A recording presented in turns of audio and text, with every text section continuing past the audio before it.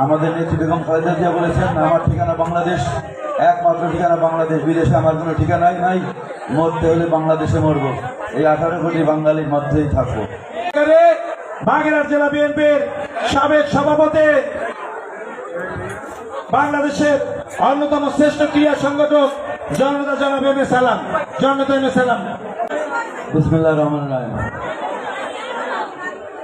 মোংলা পৌর বিএনপি কর্তৃক আয়োজিত আজকের এই সাংস্কৃতিক সন্ধ্যা আমাদের জাতীয়তাবাদী দল শহীদ প্রেসিডেন্ট জিয়াউর রহমানের প্রতিষ্ঠিত জাতীয়তাবাদী দলের আজকে 47তম প্রতিষ্ঠা বার্ষিকী উপলক্ষে আলোচনা সভা এবং আলোচনা সভার পরে যে সাংস্কৃতিক অনুষ্ঠান, এই অনুষ্ঠানের সম্মানিত সভাপতি মোংলা পৌর বিএনপির সুযোগ্য সদ্য নবনির্বাচিত সভাপতি, সাবেক পৌর মেয়র, সাবেক পৌর বিএনপি সভাপতি জুলফিকার আলী, মঞ্চে আছেন আমাদের রামপাল উপজেলার নবনির্বাচিত সভাপতি হাফিজুর রহমান তুহিন, মঞ্চে আছেন মোংলা পৌর বিএনপির নবনির্বাচিত সাধারণ সম্পাদক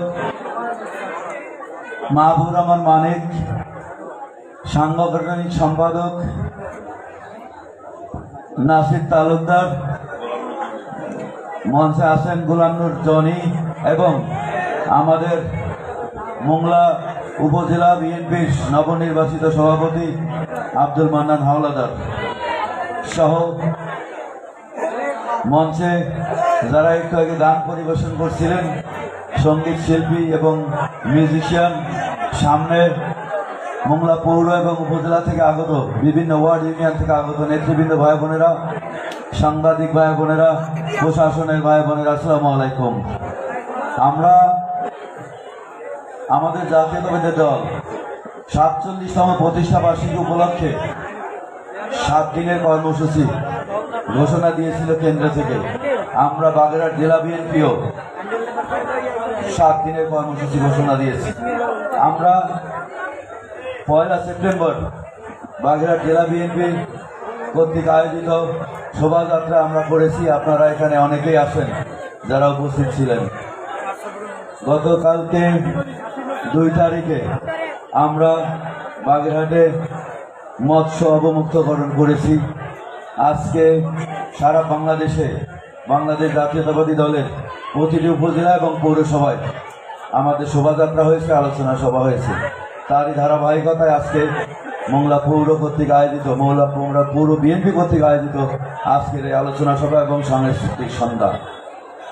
আমরা গত দীর্ঘ 16 বছর মানুষ অন্যায়, অত্যাচার, জুলুমের শিকার হয়েছে। বিশেষ করে আমাদের দলীয় নেতাকর্মীদেরকে 2009 সাল থেকে প্রতিনিয়ত শেখ হাসিনার জালিম সরকার গুম করেছে, হত্যা করেছে, আয়না ঘরে পাঠিয়েছে। আমরা সেই অন্যায়, অত্যাচার, জুলুমের শিকার হয়েছি ঠিকই, কিন্তু আমরা মাঠ ছেড়ে যাইনি। আমরা আমাদের দলে ভারপ্রাপ্ত চেয়ারম্যান জনাব তারেক রহমানের নেতৃত্বে 2009 সালের পর থেকে আন্দোলন করেছি, মাঠে ছিলাম। আমাদের নেতার একটি স্লোগান ছিল, সেই স্লোগান আমরা বাংলাদেশের জনগণের ভোট অধিকার ফিরিয়ে দিতে চাই, বাংলাদেশের গণতন্ত্র পুনরুদ্ধার করতে চাই। এবং সেই আন্দোলনে আমাদের নেতার দিক নির্দেশনা এবং নেতৃত্বে সারা বাংলাদেশের জনগণ, সাধারণ ছাত্র ছাত্রী একসাথে রাজপথে নেমে এসেছিল। তার ফল আপনারা দেখেছেন। গত জুলাইয়ে যে আন্দোলন হয়েছিল, এই আন্দোলনের মাস্টার মাইন্ড আমাদের নেতা জনাব তারেক রহমান। এবং তার ফল কিন্তু আমরা পেয়েছি। 5ই আগস্ট স্বৈরশাসক শেখ হাসিনা দেশ ছেড়ে পালিয়েছে, তার দোসরদের সাথে নিয়ে গেছে। অনেক দোসর এখনো বাংলাদেশে অবস্থান করছে। তার দোসর আপনারা জানেন, সালমান এফ রহমান, আনিসুল হক, দীপু মনি গ্রেপ্তার হয়ে জেলখানায় আছে। তৎকালীন সালমান এফ রহমান দরবেশ বাংলাদেশের অর্থনীতিকে ধ্বংস করেছে। আনিসুল হক বাংলাদেশের শাসন ব্যবস্থাকে ধ্বংস করেছে। দীপমণি বাংলাদেশের শিক্ষা ব্যবস্থাকে ধ্বংস করেছে। আপনারা তাদের বক্তব্য শুনেছেন। তারা গ্রেপ্তার হওয়ার পরে তারা যে কথাগুলো আমাদের বিভিন্ন সময় তারা যে স্বীকারোক্তি দিয়েছেন, তাতেই আপনারা বুঝেছেন যে তারা কি করেছে। শেখ হাসিনার দোষরা বাংলাদেশের অর্থ লুটপাট করে বিদেশে পাচার করেছে। শেখ হাসিনা নিজে দেশ থেকে পালিয়ে বোনকে নিয়ে ইন্ডিয়ায় গিয়ে অবস্থান করছে। সে কিন্তু বিভিন্ন সময় আমাদের কথা বলেছেন যে আমরা পাকিস্তানের সাথে আঘাত করি, বা আমাদের নেত্রীকে পাকিস্তানে যেতে বলেছে বিভিন্ন সময়। কিন্তু আমাদের দেশ নেত্রী বেগম খালেদা জিয়া কখনো দেশ ছেড়ে যান নাই। 1/11-এর সময় আমাদের নেত্রীকে বিদেশে পাঠানোর অনেক চেষ্টা হয়েছে। শেখ হাসিনা অনেক অন্যায় অত্যাচার জুলুম করেছে, তারপরও উনি বিনা কারণে মিথ্যা মামলার কারণে জেল কেটেছে, কিন্তু দেশ থেকে 1 ঘন্টার জন্য ত্যাগ করেন নাই। কিন্তু শেখ হাসিনা 1/11-এর সময় দেশ ছেড়ে পালিয়েছিল, এবং সর্বশেষ ছাত্র জনতার আন্দোলন, আমাদের জাতীয়তাবাদী দলের আন্দোলনের মধ্যে সে কি করলো, দেশ ছেড়ে পালিয়েছে তার বোনকে নিয়ে। আওয়ামী লীগের অনেক নেতাকর্মী এখন বাংলাদেশে, কিন্তু তারা ষড়যন্ত্র তখনও করছে, ইন্ডিয়া বসে করছে, বাংলাদেশে বসে করছে। আমাদের এই ষড়যন্ত্রের মোকাবেলা করে আগামীতে যে নির্বাচন হবে, সেই নির্বাচনে আমাদেরকে জয়ী হতে হবে। জয়ী হতে হলে আমাদের কি করণীয়? আমাদের দলের ভারপ্রাপ্ত চেয়ারম্যান বারবার আপনাদের উদ্দেশ্যে বলেছে, আমাদের দেশের আমরা যত জাতীয়তাবাদী দলের সকল স্তরের নেতৃবৃন্দ কর্মীদেরকে উদ্দেশ্যে একটাই কথা বলেছেন, শান্তি শৃঙ্খলা ঐক্য। আমাদের দেশ নেত্রী বেগম খালেদা জিয়া একই কথা বলছেন, শান্তি শৃঙ্খলা বজায় রাখুন, ঐক্যবদ্ধ থাকুন, ঐক্যের কোনো বিকল্প নাই। আজ আমরা বাংলাদেশের জাতীয়তাবাদী দল, আমার মনে হয় জাতীয়তাবাদী দল সৃষ্টির পর থেকে সব থেকে শক্তিশালী এবং ঐক্যবদ্ধ দল আমরা এখন, এবং এটির সম্পূর্ণ কৃতিত্ব আমাদের দলের ভারপ্রাপ্ত চেয়ারম্যান জনাব তারেক রহমানের। তার নেতৃত্ব এবং নির্দেশনায় আমরা 8 মাস আগে বাগেরহাট জেলা বিএনপির যে 4টি টিম করে দিয়েছিলেন, সেই টিমের নেতৃত্বে আমরা প্রতিটি ওয়ার্ড, ইউনিয়ন এবং উপজেলা আমরা ওয়ার্ডের সদস্যদের ভোটের মাধ্যমে ওয়ার্ডের নেতৃত্ব নির্ধারণ করেছি, এবং ওয়ার্ড কমিটির ভোটের মাধ্যমে ইউনিয়নের ভোটারদের মাধ্যমে উপজেলা আমরা নেতৃত্ব নির্ধারণ করেছি। যারা জয়ী হয়েছেন তারা আমাদের নেতা, যারা পরাজিত হয়েছেন তারা আমাদের নেতা। আমরা সবাইকে একসাথে নিয়ে আমরা আগামীতে পথ চলবো, আমাদের জাতীয়তাবাদী দলকে আরো শক্তিশালী করব। আপনারা গত 1 তারিখে, সেপ্টেম্বরের 1 তারিখে বাগেরহাটে যে শোভাযাত্রা হয়েছে, আপনারা দেখেছেন বাগেরহাটের খানজান আলী মাজার থেকে শুরু করে দড়াটানার ব্রিজের পর্যন্ত কোথাও তিল পরিমাণ জায়গা ছিল না। আমাদের বিভিন্ন উপজেলা থেকে আগত নেতৃবৃন্দ, সেখানে আমাদের জনসমুদ্রে পরিণত হয়েছিল আমাদের শোভাযাত্রা। আপনারা এখানে যারা আছেন অনেকেই সেখানে উপস্থিত ছিলেন। এর প্রমাণ আমরা বাগেরহাটবাসী, আমরা বাগেরহাটের জেলা বিএনপি ঐক্যবদ্ধ, আমাদের মধ্যে কোনো বিভেদ নাই। আমরা ইনশাল্লাহ আগামীতে এভাবে ঐক্যবদ্ধ থেকে আমাদের ধানের শীষের কান্ডারি আমাদের দলের ভারপ্রাপ্ত চেয়ারম্যান জনাব তারেক রহমানের হাতকে শক্তিশালী করবে। আরেকটি কথা বলতে চাই, আপনারা ইতিমধ্যে আমাদের সাথে আন্দোলনে শরিক হয়েছিলেন। 24শে আগস্ট আমরা বাগেরহাটে হরতাল অবরোধ ডেকেছিলাম।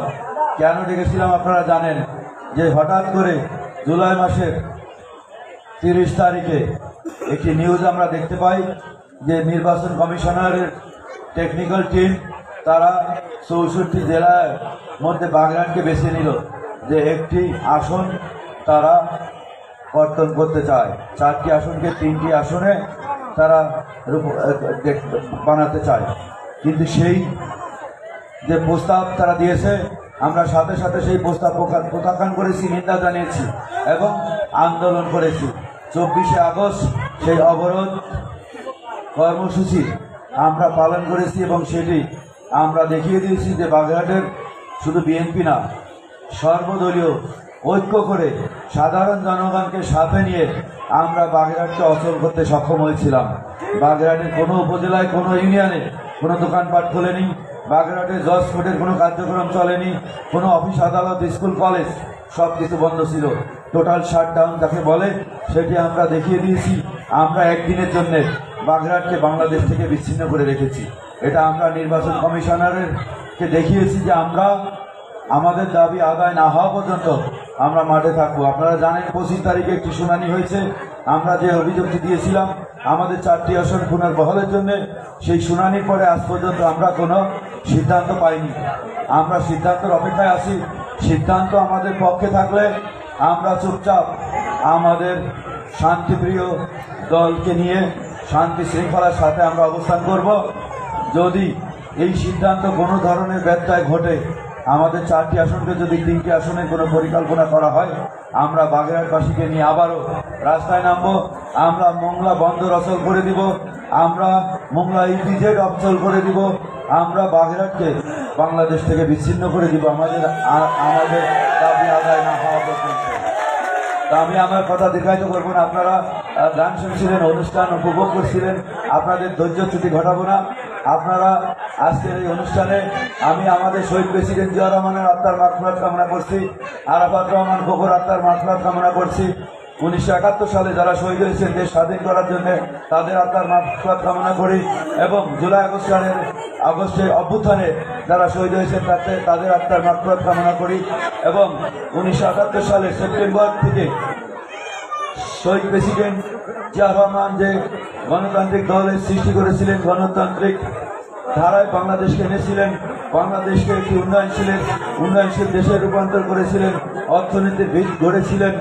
সেই 1978 সাল থেকে যারা আমাদের দল করতে গিয়ে আহত হয়েছেন, যারা শহীদ হয়েছেন, যারা আমাদেরকে ছেড়ে চলে গেছেন, সবার আত্মার মাগফিরাত কামনা করে এবং আগামীতে আমাদের নেতা জনাব তারেক রহমানকে বাংলাদেশের প্রধানমন্ত্রী হিসাবে দেখতে চাই, সেই আশা ব্যক্ত করে আমি আমার সংক্ষিপ্ত বক্তব্য শেষ করছি।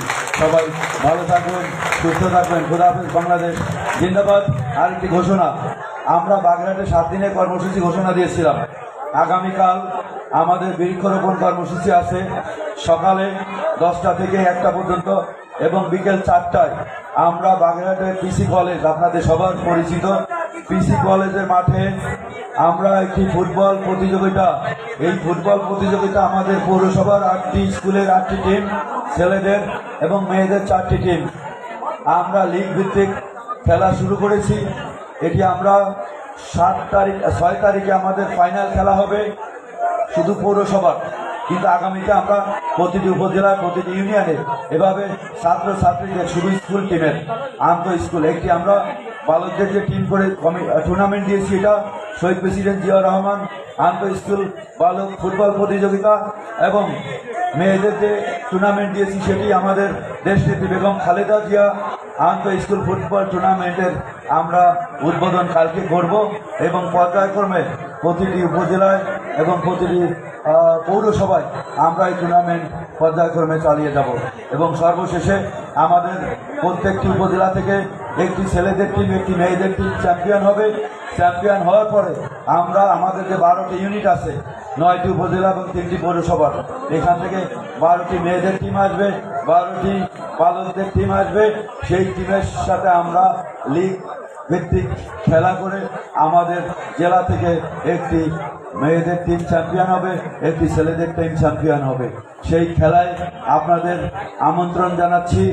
আগামীকাল 4 তারিখ, 5 তারিখ এবং 6 তারিখ বাগেরহাট পৌরসভায় এই খেলা অনুষ্ঠিত হবে পিসি কলেজে, এবং 6 তারিখ সন্ধ্যায় 7টায় বাগেরহাটের স্বাধীনতা উদ্যানে আমরা একটি সাংস্কৃতিক সন্ধ্যার আয়োজন করেছি। সেখানে ঢাকা থেকে বিভিন্ন নামি দামি শিল্পীরা থাকবে। আপনারা সবাই সেখানে আমন্ত্রিত, আপনারা সবাই উপস্থিত হয়ে আমাদের এই অনুষ্ঠান উপভোগ করবেন। সবাইকে ধন্যবাদ। আসসালামু আলাইকুম। বাংলাদেশ জিন্দাবাদ, জাতীয়তাবাদী দল জিন্দাবাদ, শহীদ প্রেসিডেন্ট অমর হোক খালেদা জিয়া জিন্দাবাদ, তারুণ্যের অহংকার তারেক রহমান জিন্দাবাদ। আসসালামু আলাইকুম।